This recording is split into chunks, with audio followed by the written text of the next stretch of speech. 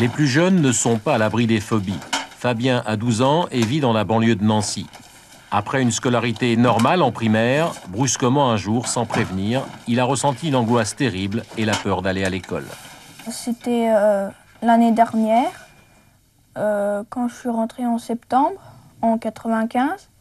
Et au début, 15 jours après la rentrée, je n'étais déjà pas bien. Et si vous voulez, j'ai eu comme un blocage et j'avais de moins en moins envie d'aller à l'école.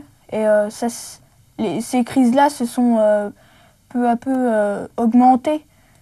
Des fois, je quittais le cours. En milieu de cours, je le quittais parce que j'avais tellement d'angoisse que je pouvais plus supporter ça. Je me demandais si j'étais fou, s'il y a quelque chose qui allait pas dans ma tête, s'il fallait que j'en arrive ici. C'était pour moi, je croyais que j'étais fou. Inquiets, ses parents essayent de comprendre. Fabien n'est ni paresseux ni capricieux. Alors on consulte un premier médecin qui préconise de changer d'école. Mais l'angoisse est toujours là. Visite ensuite chez un premier psychiatre. Il lui prescrit des anxiolytiques, nouvel échec. Sa mère commence à désespérer, ça fait plusieurs mois que Fabien ne va plus en classe.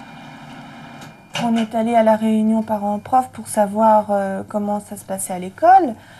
Le problème n'était pas trop au niveau des cours. Apparemment, ils se sentaient à l'aise dans la classe, dans les cours, mais c'était la cour d'école.